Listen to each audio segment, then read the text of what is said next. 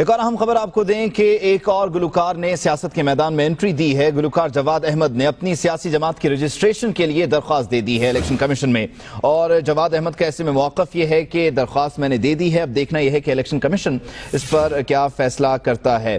جواد احمد کی جانب سے موقف اپنایا گیا ہے کہ ہم چاہتے ہیں اپنی سیاسی جماعت کے ذریعے کہ عوام کو تعلیم، روزگار اور صحت کے حقوق برابری کی بنیاد پر ملیں۔ لیاقت انصاری سے مزید بات کر لیتے ہیں، تفصیلات جان لیتے ہیں۔ لیاقت، بتائیے گا اس درخواست سے متعلق اور گلوکار جواد احمد کا مزید کیا کہنا ہے وہ بھی۔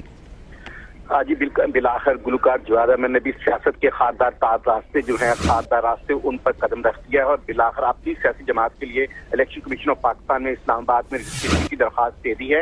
ابھی انہوں نے سیاسی جماعت کا نام آؤٹ نہیں کیا، ان کا کہنا ہے کہ ان کی درخواست کا الیکشن کمیشن تکنیکی بنیادوں پر جائزہ لے گا اور دیکھتے ہیں کہ وہ اس درخواست پر کیا فیصلہ سناتے ہیں۔ بہرحال انہوں نے جو اپنا ایجنڈا بتایا، ان کا کہنا ہے کہ وہ عوام کے لیے برابری کی بنیاد پر حقوق کی جدوجہد کرنا چاہتے ہیں، جس میں تعلیم، روزگار اور صحت کے جو بنیادی سہولتیں عوام کو برابری کی بنیاد پر ملنی چاہیے۔ انہوں نے آج الیکشن کمیشن میں یہ درخواست باضابطہ طور پر رجسٹریشن کے لیے دے دی ہے، اور ان کا کہنا ہے کہ وہ الیکشن کمیشن کے فیصلے کا انتظار کریں گے کہ ان کی جماعت کی رجسٹریشن کرتے ہیں یا کوئی اعتراض لگتا ہے یا کیا فیصلہ سناتا ہے۔ ٹھیک، بہت شکریہ لیاقت۔